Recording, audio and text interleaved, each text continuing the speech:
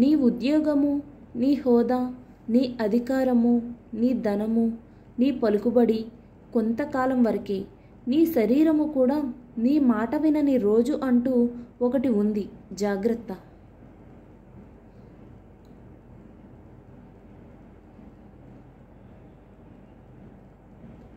ఎంత తక్కువ మాట్లాడితే అంత విలువ, ఎంత దూరంగా ఉంటే అంత గౌరవం, ఎంత హద్దుల్లో ఉంటే అంత మర్యాద, ఎంత తక్కువ ప్రేమిస్తే అంత ప్రశాంతత, ఎంత నిగ్రహంతో ఉంటే అంత అగ్రస్థానం.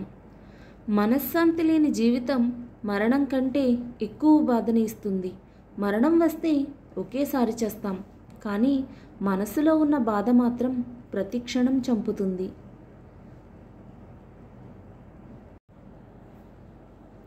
జీవితం అంటే జననానికి మరణానికి మధ్య ఉన్న చిన్న ఖాళీ మాత్రమే.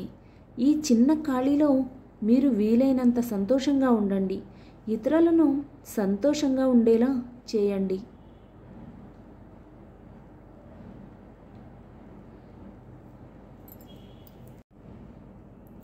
ఏకాగ్రత పెంపొందే కొద్దీ ఎక్కువ జ్ఞానాన్ని ఆర్జించవచ్చు. ఎందుకంటే ఏకాగ్రతే జ్ఞాన సముపార్జనకు ఏకైక మార్గం.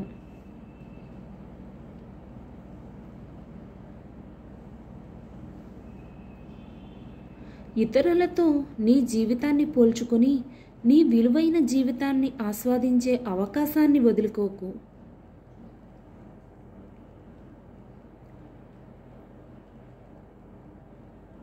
గుడిలో నువ్వు 1,00,000 రూపాయలు విరాళం ఇచ్చినా నిన్ను భక్తుడు అనే అంటారు. అదే ఆకలితో ఉన్న వాడికి అన్నం పెట్టు, వారు నిన్ను దేవుడు అని అంటారు. అధిక ప్రసంగితో చర్చ వాదనకు దారితీసి చివరకు సమస్యలు తెచ్చిపెడుతుంది.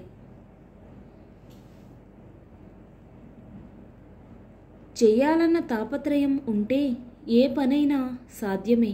ఇప్పుడు ఎందుకులే అనే బద్ధకం ఉంటే ఏదైనా అసాధ్యమే. మనసుకి హత్తుకొనేలా మాట్లాడేవారు కొందరు, మనసుకు నొచ్చుకొనేలా మాట్లాడేవారు మరికొందరు, మనస్ఫూర్తిగా మాట్లాడేవారు ఇంకొందరు. అందరి మధ్య సాగే జీవన ప్రయాణమే జీవితం.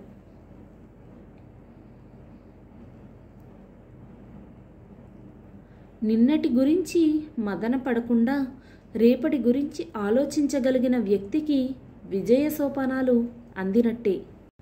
ఈ వీడియో కనుక మీకు నచ్చినట్లయితే ప్లీజ్ లైక్ చేయండి, షేర్ చేయండి, సబ్స్క్రైబ్ కూడా చేయండి. పక్కనే ఉన్న బెల్ ఐకాన్ని కూడా క్లిక్ చేయండి. Thank you for watching.